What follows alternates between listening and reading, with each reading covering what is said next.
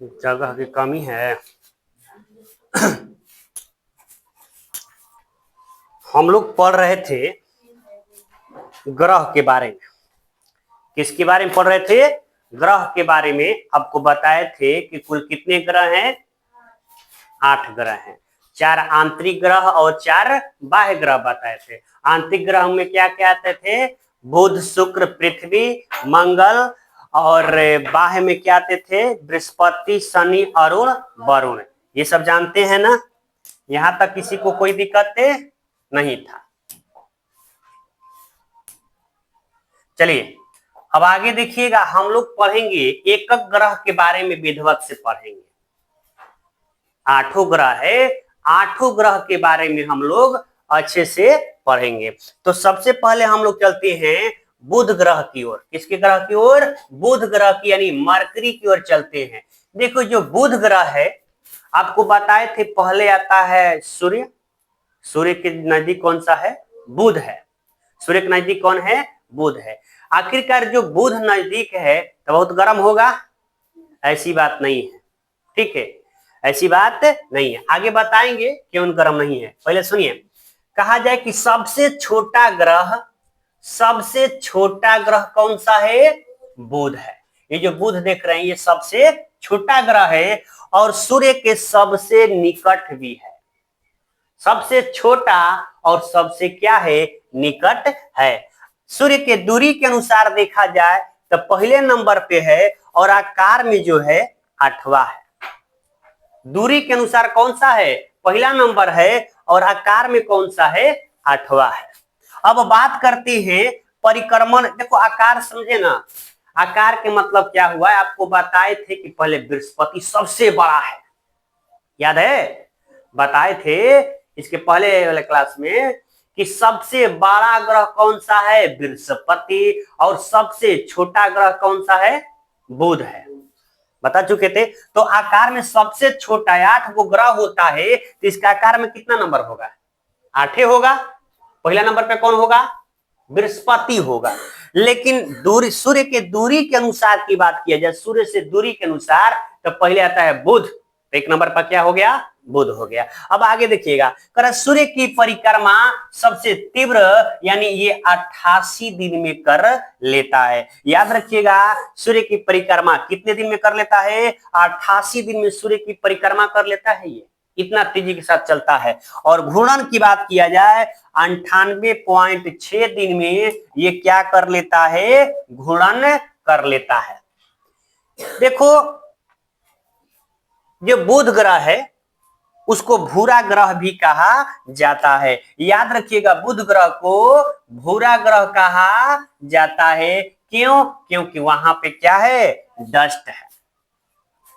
Dust के कारण बुध ग्रह को क्या कहते हैं? भूरा ग्रह कहा जाता है। अब बात करते हैं दिन की तापमान की। आखिरकार वहां पे दिन में तापमान कितना हो जाता है? तो प्लस में 427 डिग्री सेल्सियस। और रात की बात किया जाए, -173 डिग्री सेल्सियस वहां क्या होता है? तापमान होता है। आखिर एक बात बताइए, क्या बुध की उपग्रह होते हैं? नहीं होते हैं। बुध की कोई उपग्रह नहीं है, लेकिन यहाँ पे चुंबकीय गुण विद्यमान है। चुंबकीय गुण विद्यमान पाया जाता है। यानी आप लोग जान गए बुध के बारे में, कोई भी दिक्कत नहीं ना? याद रखिएगा, बुध ग्रह जो है सूर्य के पास स्थित है। अब बात करते हैं शुक्र की।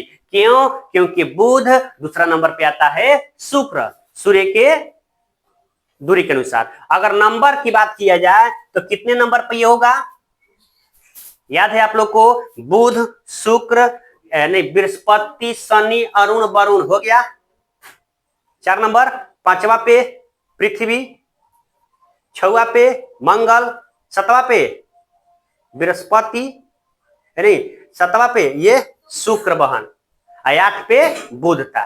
तो इस 7 नंबर पे हो जाएगा। देखिए अब बढ़ते हैं, करा कि पृथ्वी के सबसे निकट है। सही बात है, जो शुक्र है यह पृथ्वी के क्या है? सबसे निकट है। और यह आकार और बनावट में पृथ्वी के समान है। इसीलिए यह शुक्र ग्रह को पृथ्वी का वहन कहा जाता है। पृथ्वी का वहन किसे कहते हैं? शुक्र ग्रह को कहते हैं, क्योंकि आकार और बनावट की दृष्टि से क्या है? सेम है। बात करते हैं पृथ्वी की वहन, पृथ्वी की भागनी भी कहा जाता है। शुक्र को ही सुबह का तारा, शाम का तारा भी कहा जाता है। याद रखिएगा, शाम का तारा, सुबह का तारा किसे कहते हैं?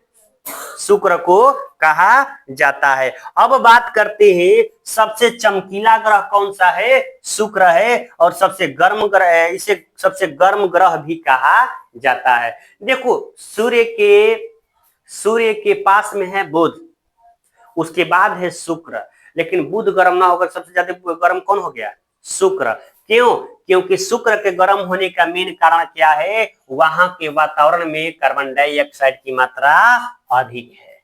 कार्बन डाइऑक्साइड की मात्रा अधिक है। घूर्णन काल की बात करेंगे, इसका घूर्णन काल कितना होता है? 243 दिन। इसका घूर्णन काल जो है 243 दिन है, लेकिन परिक्रमण काल जो है 255 दिन है। यहां देखिएगा, सूर्य के दूरी के अनुसार जो है दूसरे नंबर पे कौन सा आ गया? शुक्र। और आकार में कौन सा नंबर पे हो जाएगा? 6 नंबर पे हो जाएगा। ठीक है, आकार में कितना नंबर? 6 नंबर हो जाएगा। अब बात करते हैं पृथ्वी की। बुध हो गया, बुध, शुक्र, पृथ्वी। अब 3 नंबर पे आता है पृथ्वी आती है। देखिएगा, सूर्य के दूरी के अनुसार कहा जाए तो तीसरे नंबर पे होगा, और आकार में कैसा है? 5वें नंबर पे है। आकार में 5वें नंबर पे है। अब बात करते हैं पृथ्वी माँ की बात करते हैं। यह इसे जीवनदायी ग्रह भी कहा जाता है। क्यों? क्योंकि इस पे जीवन संभव है। हम लोग कहाँ रहते हैं? धरती पे रहते, पृथ्वी पे रहते हैं, इसीलिए इसे क्या कहते हैं? जीवनदायी ग्रह कहा जाता है। इसे नीला ग्रह भी कहा जाता है। देखिए, नीला नीला दिखाई दे रहा है, इसे नीला ग्रह भी कहा जाता है। ठीक है, क्योंकि 4 हिस्सा में यहाँ पे 3 हिस्सा क्या है? जल है। याद रखिएगा, सूर्य से दूरी तीसरा नंबर है, सूर्य के दूरी के अनुसार तीसरा नंबर पे, आकार में 5वां है। आकार में क्या है? 5वां है। परिक्रमण काल की बात किया जाए तो 1 साल यानी 365 दिन 6 घंटा लगाता है। समझ गए ना? 365 दिन 6 घंटा का समय लगाता है। लेकिन घूर्णन काल की बात किया जाए, परिक्रमण समझ रहे हो ना? सूर्य की परिक्रमा। घूर्णन समझ रहे हो ना? अपने घूमना, अपने अक्ष पे। 23 घंटा 56 मिनट। 23 घंटा 56 मिनट। बात किया जाए पृथ्वी की उपग्रह की, पृथ्वी की एकमात्र चंद्रमा क्या है? उपग्रह है। पृथ्वी की एकमात्र चंद्रमा क्या है? उपग्रह है। ठीक है, और पृथ्वी का सबसे अधिक घनत्व है। पृथ्वी अपने अक्ष पे कितना डिग्री झुकी हुई है?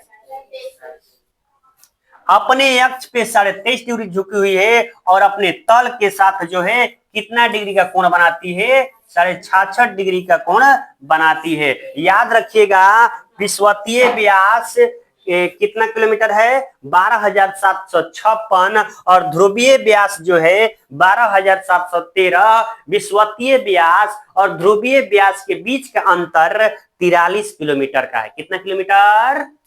43 किलोमीटर की है। बात करते हैं इसकी स्पीड की। जब परिक्रमा करती है तो यह कितने चाल से करती है? 30 किलोमीटर प्रति सेकेंड। सोचो, 1 सेकेंड में 30 किलोमीटर प्रति सेकेंड की वेग से क्या करती है? परिक्रमा करती है। लेकिन घूर्णन की बात किया जाए, घूर्णन करती है 1610 किलोमीटर प्रति घंटा। इतने के स्पीड से ये क्या करती है? घूर्णन करती है। अब बात करते हैं पृथ्वी की गतियां। किसकी गतियां? पृथ्वी की गतियां की बात करते हैं तो याद रखिएगा, पृथ्वी की 2 गतियां हैं। पृथ्वी कितनी गतियां हैं? 2 गतियां हैं। देखिएगा, एक गति का नाम है घूर्णन गति, जिसको दैनिक गति कहते हैं। देखो, घूर्णन गति को दैनिक गति इसलिए कहते हैं क्योंकि इसी के कारण क्या होता है? दिन रात होती है। दिन होगी तो रात होगी, रात होगी तो दिन होगी।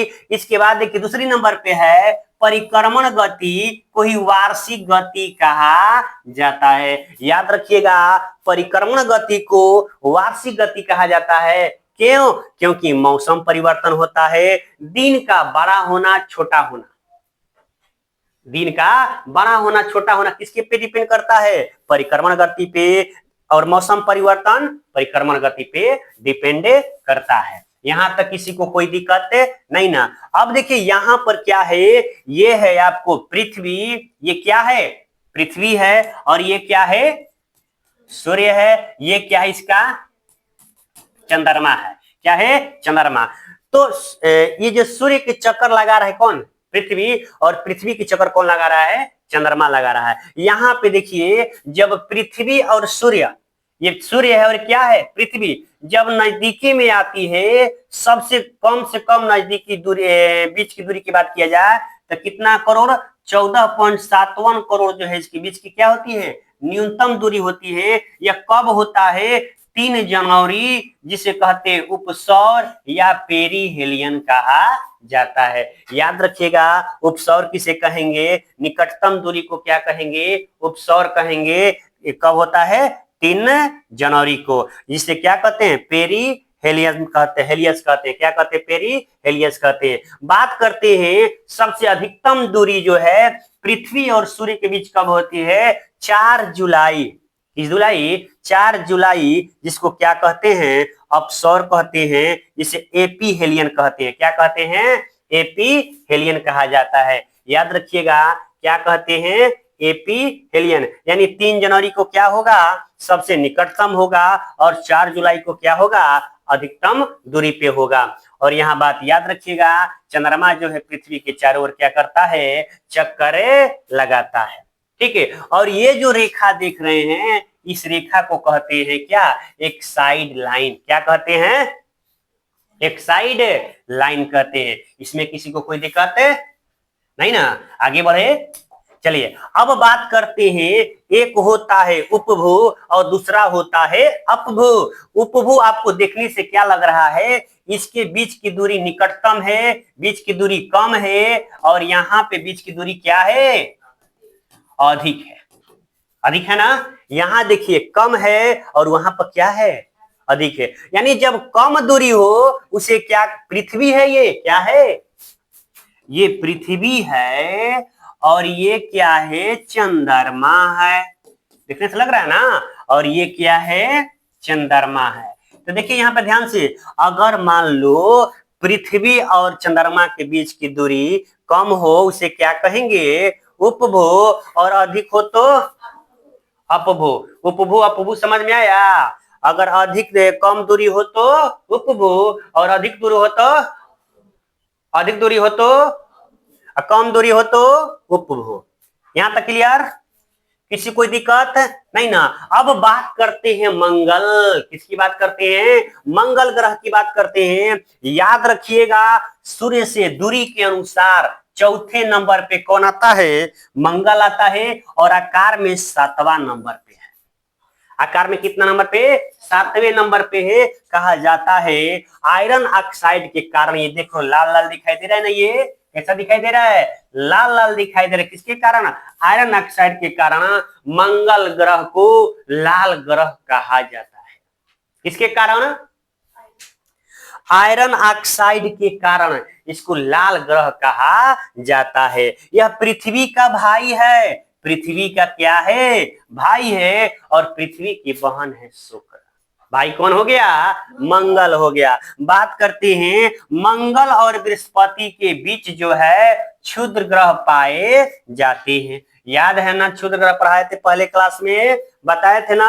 मंगल और बृहस्पति के बीच क्या पाए जाते हैं? शुक्र ग्रह पाए जाते हैं। क्षुद्र ग्रह पाए जाते हैं, शुक्र नहीं, क्षुद्र ग्रह पाए जाते हैं। अब बात करते हैं इसके बीच उपग्रह कितने हैं? चंद्रमा कितने हैं? याद रखिएगा, मंगल के भी 2 उपग्रह हैं। कितने उपग्रह है?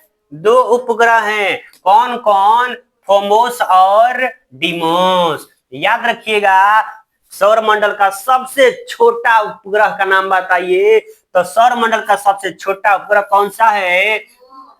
डिमोस है। कौन सा है? डिमोस है, जो सबसे सौर मंडल का सबसे छोटा उपग्रह है। और याद रखिएगा, सौर मंडल की सबसे ऊंची चोटी नील्स ओलंपस